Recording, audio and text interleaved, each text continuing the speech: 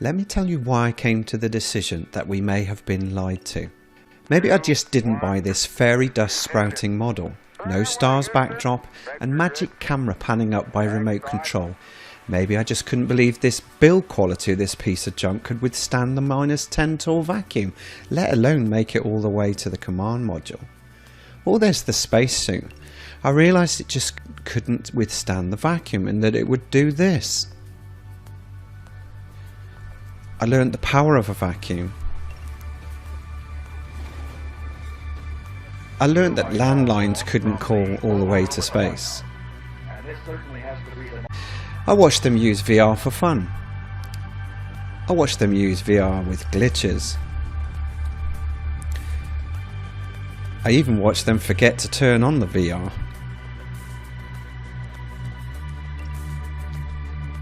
I caught them coming into shot on harnesses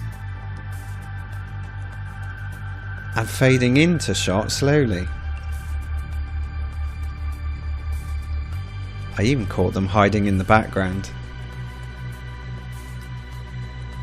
I saw them floating in pools. I saw underwater bubbles floating up from where they were. Helmets moving when they shouldn't be.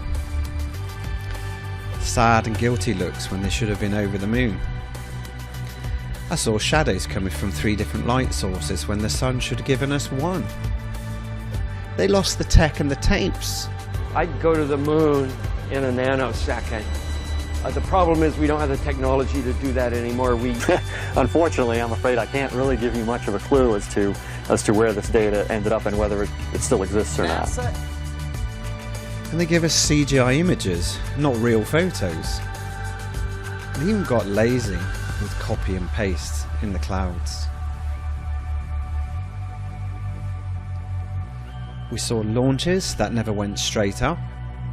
Never a continuous video stream, always cut to CGI. And when I noticed all the landing sites faced us on the one face of the moon, then how was it the Earthrise shot we got with this sideways view is possible? Then there's the Van Allen belts. As we get further away from Earth, we'll pass through the Van Allen belts, an area of dangerous radiation. We must solve these challenges before we send people through this region of space. For this flight, it's time to head home. I even laughed at some of the women's ridiculous hairspray instead of zero-G. So, how does a court of law decide on witness credibility, I thought? The first test is for plausibility.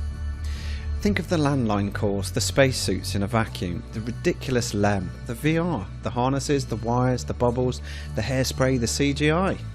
Couldn't really buy it, to be honest. Then there's the demeanour. They look guilty, they look shifty, they even look startled sometimes. Definitely not happy bunnies. Then we've got the 50-year track record in their past record of deception and obfuscation. Time and time again, it's so easy to find. Corroboration. Every time you look at a launch or a mission, you find something else which isn't correct. Then finally, you have the motive. The budget, $56 million a day, control of space, prop up the heliocentric model, hide a creator, take away your personal power. If you don't know where you are, you're confused and disempowered. Take your pick. Once a witness has been caught lying, they are deemed not credible. And if they lie in court, they are guilty of perjury. And we've never had the press, the US government or the Department of Defense lie at all, have we? So after watching this, you still want to buy me a tinfoil hat and laugh and mock. Think of the millions of us who have now woken up to the lie. And maybe we just don't believe what we've been told anymore. I'll leave it to you to make up your own mind, do your own research. And I'll leave you with some lovely sparkles. Mission arm is empty. Okay, I'm going to get the pro. 99, proceeded, 3, 2, 1, ignition. Right away, Houston. Vector good. Ag side. Get the order. I hear you have good fun.